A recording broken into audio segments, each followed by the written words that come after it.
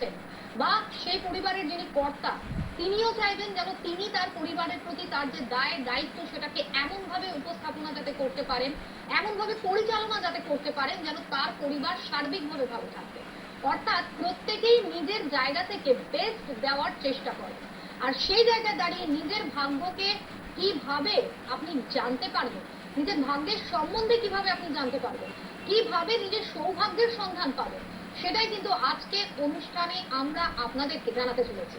অবশ্যই দর্শক বন্ধুরা, যারা সুদীর্ঘ সময় ধরে জ্যোতিষ শাস্ত্র কিংবা জ্যোতিষ অনুষ্ঠান দেখতে ভালোবাসেন বা জ্যোতিষ অনুরাগী যারা, তারা জানেন যে আজ এই অনুষ্ঠানে আমাদের সঙ্গে যিনি অতিথি রূপে রয়েছেন তিনি কে।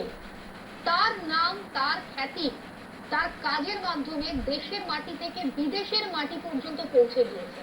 অর্থাৎ এক কথায় আপনারা বলতে পারেন, আমরা বলতে পারি, আন্তর্জাতিক খ্যাতি সম্পন্ন জ্যোতিষ গুরু পণ্ডিত ডক্টর দেবাশিস শাস্ত্রী জ্যোতিষ তন্ত্র বাস্তু বিশেষজ্ঞ রূপে বহুদিন ধরে যিনি নিজের কাজকে এত দক্ষতার সাথে পরিচালনা করছেন যে প্রত্যেকটি মানুষ, বিভিন্ন স্তরের মানুষ যারা বিভিন্ন সময় তার কাছে আসার সুযোগ খুঁজেছেন, সুযোগ পেয়েছেন, তারা জানেন তারা কতটা উপকৃত হয়েছেন তার কাছে এসে। তাই চলুন আমরা স্বাগত জানাবো আমাদের সেই অতিথিকে এবং এগোবো আজকের এই অনুষ্ঠান।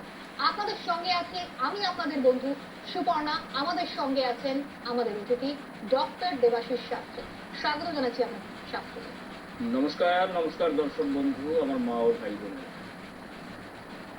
সকলকে আন্তরিক অভিনন্দন এবং শুভেচ্ছা জ্ঞাপন করছি। জ্যোতিষগুরু পণ্ডিত দেবাশিস শাস্ত্রী, বড়দের প্রণাম এবং শ্রদ্ধা জ্ঞাপন, ছোটদের ভালোবাসা। আমার সহপাঠী যেমন রয়েছে সুপর্ণা,